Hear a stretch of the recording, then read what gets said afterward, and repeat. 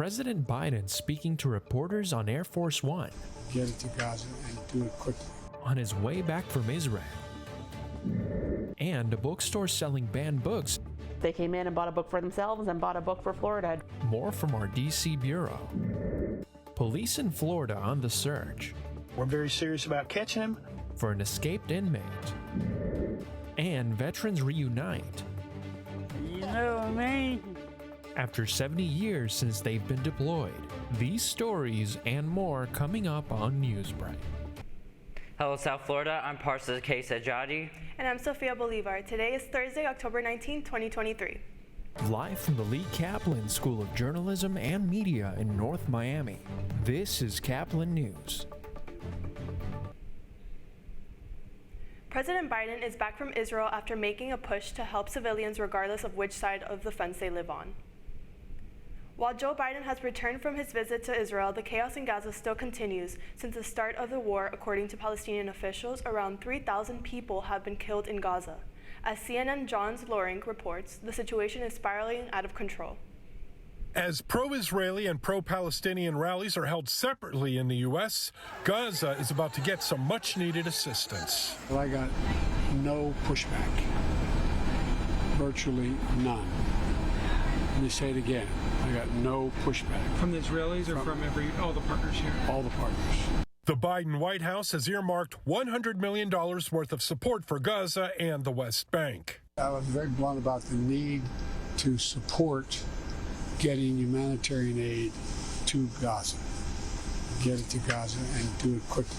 The funds will be used to support the more than 1 million people who've been displaced since the start of the war between Israel and Hamas. Material has to get in to Gaza, medicine and food and fuel.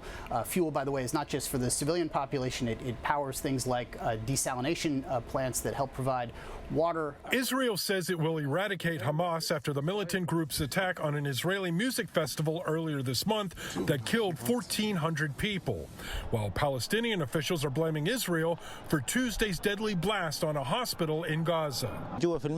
I went into the building and suddenly heard strikes. Many of my friends were killed. A spokesperson for the Israel Defense Forces and U.S. government officials both believe Palestinian Islamic Jihad is to blame for the hospital attack, which the group denies. I'm John Lawrence reporting. Another plane load of people who were stuck in Israel are in Florida this morning. The second plane load of Americans arrived yesterday morning in Tampa, where Governor Ron DeSantis and his wife Casey greeted passengers.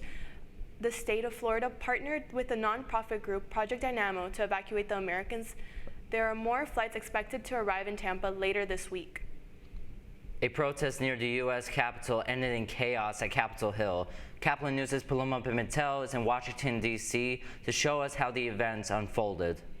The group gathered at the Capitol complex demanding a ceasefire in the Israel-Hamas war and also criticized U.S. military support for Israel. The organization Jewish Voice for Peace called for a rally on social media protesting what they call the murder of more Palestinians. Thousands of demonstrators first gathered outside of the Capitol building chanting ceasefire and free Palestine. Multiple organization group leaders voiced their opposition to military funding for Israel, including Congresswoman Rashida Tlaib, who expressed her disappointment with the current administration's handling of the conflict. It is pure, literally inhumane for my colleagues to allow that to continue and say nothing. Protesters condemned the deaths of innocent people on both sides. We are here, thousands and thousands of Jews and people of conscience, because we are grieving both Palestinian and Israeli loved ones, and understand that there is no contradiction in that grief. In fact, there's no other way. After the speeches concluded, the group marched around Capitol Hill. Then they made their way inside the Cannon House building, where tensions heightened and several demonstrators were arrested. Early reports say that Capitol Police arrested roughly 300 demonstrators at the Cannon House across from the Capitol building for entering the Capitol and continuing rallies even after police directed them to stop. I am Paloma Pimentel in D.C. reporting for Caplin News. Outrage this morning from the mother of a man who was shot and killed by deputies, 3 years after being released from prison for a crime he did not commit. Late yesterday, the sheriff's office in Camden County, Georgia, near Savannah, released body cam footage. It shows officers interacting with the 53-year-old Leonard Cure in the minutes before his death on Monday. Before the fatal shot was fired, deputies used a taser and a baton on Cure. I don't think you can come to my side and persecute me because I'm not having it. Amen. And for my son, I will get justice. Here in Broward County, Cure spent more than 16 years behind bars for an armed robbery he didn't commit. With help from Florida's Innocence Project, Cure was exonerated and released in 2020. This morning, police in Florida searched for an escaped inmate. 37-year-old inmate Robert Rutherford walked away while on work detail near Tallahassee. Authorities are also asking neighbors to check their cameras for possible sighting of Rutherford. We're very serious about catching him, and I'm not going to sugarcoat it and act like he's, some super duper guy. He's escaped, bottom line, and he's committed violent felonies, and he's committed a lot of felonies. It takes a lot to get 20 years in prison. Trust me. We don't want this in our community. He knew better than to leave, but Police believe Rutherford is armed and dangerous. Florida's book ban is making waves from the south to the east coast, and the Bureau's Hawa Ezel has more on how one state is fighting back. Last year, Florida pulled about 1,400 books from the shelves of public schools, and a bookstore all the way in Tacoma, Maryland, had something to say about it. Since Florida passed the Parental Rights in Education Act, also known as the Don't Say Gay bill, states across the country have followed suit, banning books from classrooms. The bans often target books that contain themes on race, sexuality, and intersectionality.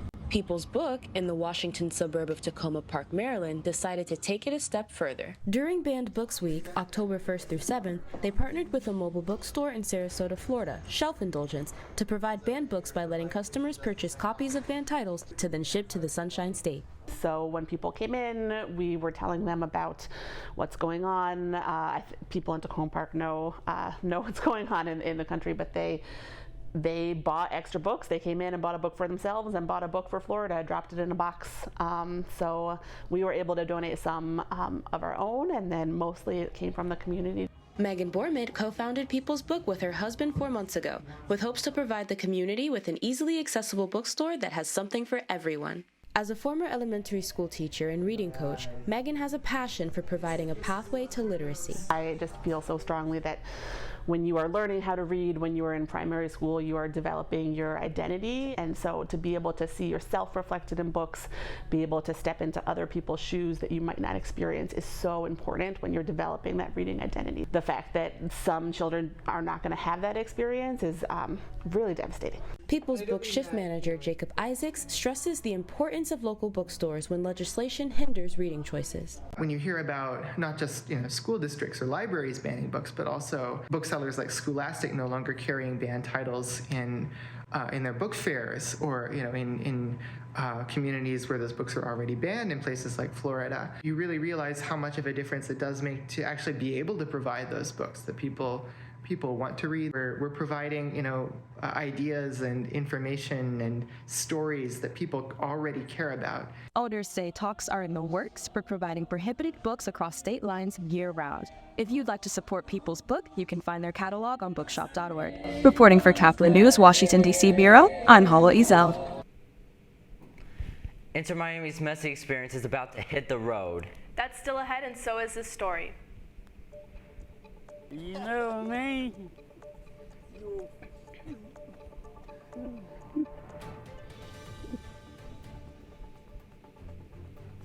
70 years ago, they shared an experience that changed their lives. Now they are reunited for the first time since then. Newsbreak will be back in 2 minutes.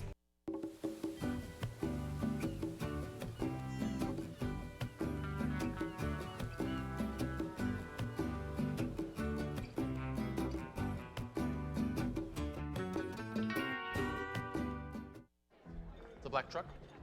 Hey, Christina from accounting. Yeah, hi. Hey, I used to date a girl named Christina. Oh, really? Yeah, and then she dumped me for my best friend. You want to see some photos of them that I took? I don't. I thought we talked about this, buddy. Buzzed and overshared again? Yeah. Yeah. I'm gonna call a car. That's a smart idea. So yeah, I know. That's why I did it. Hey, you're gonna get back to the top of the mountain. Does that mean I'm gonna get back with Christina? No. Oh. No.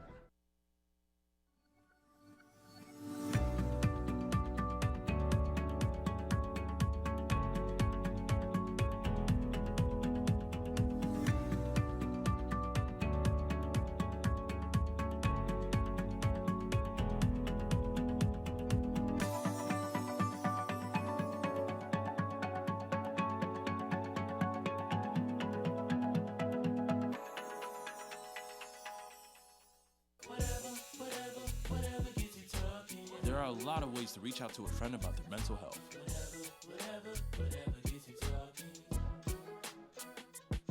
Learn how you can help at seizetheawkward.org.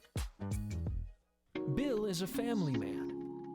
He invests his money wisely and provides a good life for his children.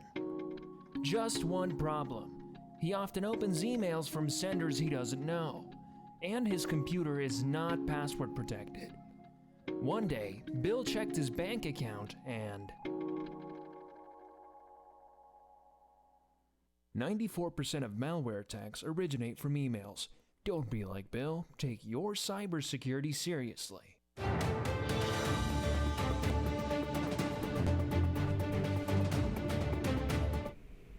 After decades apart, a couple of Marines who shared a battlefield are now sharing a reunion. While war never changes, it can form a brotherhood that lasts for the rest of your life.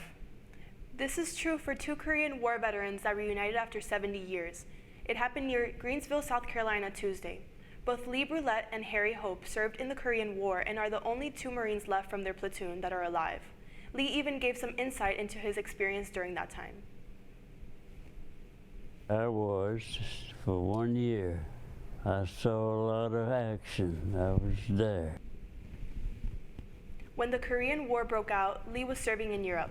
Both of the veterans met during the Battle of Chosin Reservoir, which lasted 14 days and took thousands of lives during that time. Soon, soccer fans will have a chance to step into the cleats of Lionel Messi at the Messi Experience. The immersive exhibit opens this April in Miami, using 3D visuals and AI to tell the story of the star's life. Some installations will also let fans participate in games physically or digitally. You're watching Newsbreak, and we're coming right back.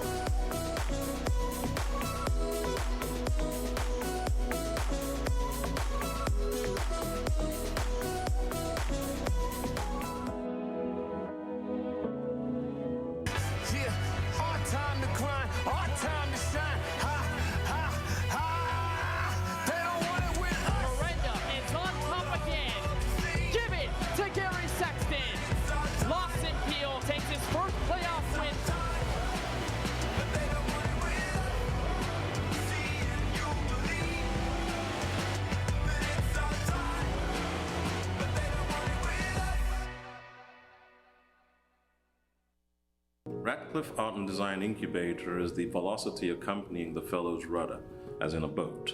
Unless there is movement or action, the planned direction is of little consequence. We encourage the creative ideas into action, and from the experience of doing, we critically assess the feedback, adjust, and set out to rediscover the potentialities of an entrepreneurial mindset.